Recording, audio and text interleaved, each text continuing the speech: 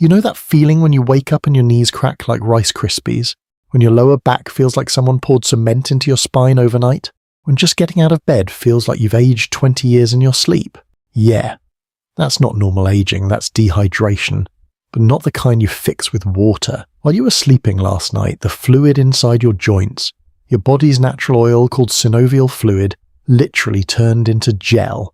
Thick, sticky, useless gel. And every morning you wake up, you're trying to move with rusty hinges. But here's what researchers discovered when they studied Japanese elders in their 80s and 90s.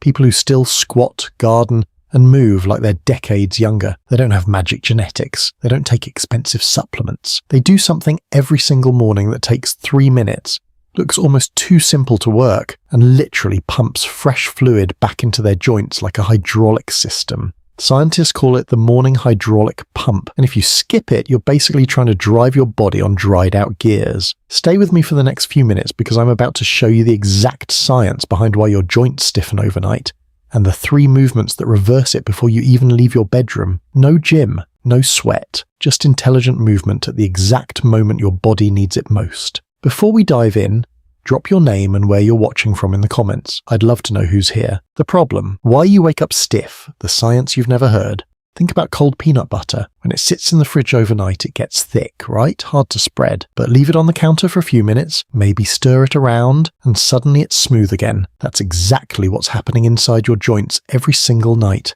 Synovial fluid, the slippery golden liquid that cushions your bones and keeps them gliding smoothly, is constantly moving during the day. Walking, bending, even just shifting in your chair keeps it flowing. But when you sleep, especially after age 50, that flow slows way down. The fluid thickens, it pools in certain areas and drains from others. By the time you wake up, you've got what researchers at Kyoto University call morning viscosity. Your joint oil has turned into joint paste, and when you try to move, dry cartilage rubs against dry cartilage.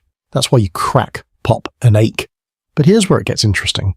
Western doctors tell you to warm up slowly or take it easy in the morning. Japanese elders do the opposite. They treat their joints like a pump. 3 specific movements done in sequence for just 3 minutes that force old, thick fluid out and pull fresh, oxygen-rich fluid back in. And when Harvard researchers studied their joint health using MRI scans, they found something shocking.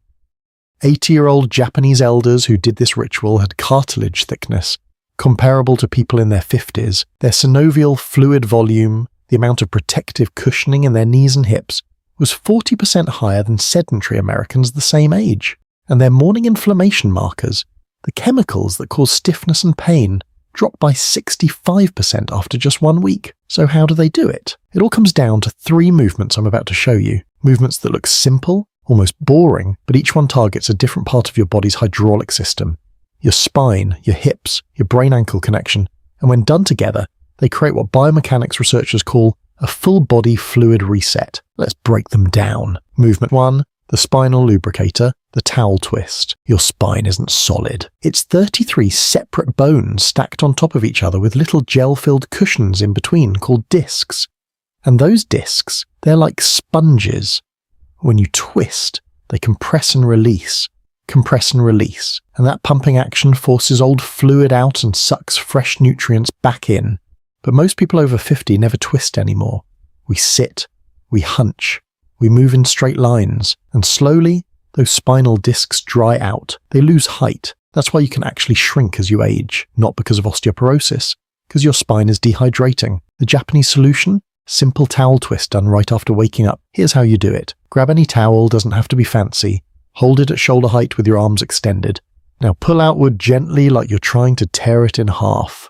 Not hard, just enough to feel tension in your shoulders and upper back. That tension is key because it activates your deep spinal stabilizers, the muscles that hold your vertebrae in place. Now keeping that tension and keeping your hips forward, twist your torso slowly to the right. Hold for 3 seconds. Feel that squeeze in your mid-back. That's compression. Return to center. Now twist left, hold, return.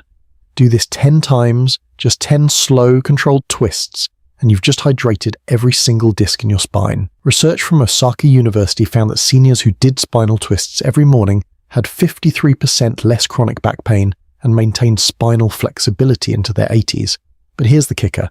This movement also wakes up your nervous system. When you twist, you're sending signals from both sides of your brain simultaneously. Left brain controls right side, right brain controls left side. That cross-pattern activation improves coordination, memory, and even reaction time. One movement, 2 minutes. Your spine just went from creaky door hinge to well-oiled machine. Movement 2, the hip oil change, the deep squat hold. Let's talk about hips, because if you're over 50 and you can't sit in a deep squat anymore, your hips are already in trouble. And I don't mean that to scare you, I mean it literally. Your hip joint is a ball and socket, and that socket is lined with cartilage that depends on one thing to stay healthy: compression and decompression. You have to squeeze the joint to push old fluid out, then open it back up to let new fluid rush in. It's like changing the oil in your car. You drain the old stuff out, pump the new stuff in. But when was the last time you actually moved your hips through their full range of motion? Sitting in a chair all day keeps your hips in one position, about 90 degrees. Walking helps, but it's still limited range. Deep squatting, where your hips go below your knees, forces the joint to compress fully. And when you stand back up, fresh fluid rushes in like a wave. A 12-year study of over 5,000 Japanese seniors found that those who could hold a deep squat for at least 2 minutes had 70% less hip degeneration and were far less likely to need hip replacement surgery. Now, I know what you're thinking. I can't squat that low. And that's fine. You're not trying to be a gymnast. You're trying to hydrate your hips. Here's the safe way to start. Stand near a sturdy chair or countertop, feet shoulder width apart. Slowly lower yourself as far as comfortable, using your hands for balance. Maybe that's just a few inches. Maybe you get halfway down. Doesn't matter. What matters is you're asking your hips to compress. Hold for 10 to 20 seconds, breathe, then stand back up. Do that 3 to 5 times every morning, and within a few weeks you'll notice something. Getting out of a car gets easier. Picking something up off the floor doesn't feel like a whole production. And your knees, they stop complaining every time you use stairs, because you've given your hips the one thing they've been begging for: fresh oil. Movement 3, the brain ankle connector, single leg balance. Okay, last movement, and this one's sneaky because it looks like it has nothing to do with joint lubrication. But it does. In fact, this might be the most important one. Your ankles and feet have 33 joints each. That's 66 tiny joints between both feet that need synovial fluid just like your knees and hips. But here's the problem. Most people over 50 barely use those joints anymore. We wear cushioned shoes, we walk on flat surfaces, we never challenge our balance. And when you don't use those joints, the fluid stops circulating, the ankles stiffen, the small stabilizer muscles in your feet shut off, and suddenly you're wobbling, your balance is shot. And falls, they become a real danger. But when you stand on one leg, even for just 30 seconds, every single one of those tiny joints lights up. They micro-adjust, they shift weight, they pump fluid through, and your brain gets involved too. Mayo Clinic researchers found that your ability to balance on one leg is actually a better predictor of longevity than your cholesterol or blood pressure. Why? Because balance requires your brain, your muscles, your joints, and your nervous system to work together in real time. It's a full system check, and here's the best part. You can do this anywhere. While brushing your teeth, while waiting for coffee to brew, while talking on the phone. Here's how. Stand near a wall or counter for safety. Lift one foot just a few inches off the ground. Focus on a point ahead of you. Breathe normally. Feel your ankle making hundreds of tiny adjustments. That's the fluid moving. Start with 20 to 30 seconds each leg. Too easy? Try it with your eyes closed or stand on a folded towel. A 15-year study from Fukuoka University found that seniors who practiced single-leg standing daily had 68% fewer hip fractures and dramatically better cognitive function. Because when you're balancing, your brain is building new neural pathways, keeping you sharp. 1 minute a day. That's all it takes to keep your ankles lubricated and your brain wired for stability. Putting it all together, the 3-minute hydraulic reset. So here's what your morning looks like now. You wake up. Instead of rolling out of bed and shuffling to the coffee maker like a zombie, you take 3 minutes. Minute 1, the spinal lubricator, 10 towel twists, your spine wakes up.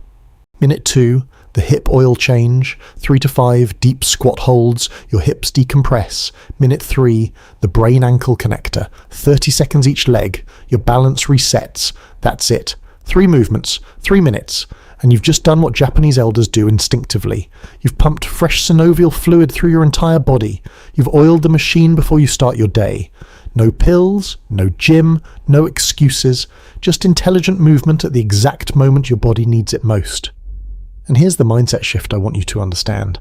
This isn't exercise. This is maintenance. You don't wait for your car to break down before you change the oil, right? So why would you wait for your joints to hurt before you lubricate them?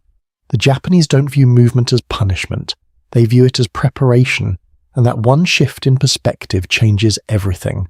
Safety first. Start where you are now. Quick word on safety. If you're dealing with joint pain, limited mobility, or you haven't moved much in years, that's okay. You're not behind. You're just getting started. These movements aren't about perfection. They're about progress. Always keep a wall or sturdy chair nearby for support, especially with the squat and balance work. If something hurts, don't push it. Pain is not progress. Talk to your doctor or physical therapist if you have specific concerns. Remember, aging well isn't about pushing hard. It's about moving smart, consistently with intention. The choice, age like the Japanese or age like everyone else. So here's what it comes down to. You can wake up every morning and ignore the stiffness. Let your joints dry out a little more each day, let your hips tighten, let your balance slip, and hope that pills and doctors can fix it later.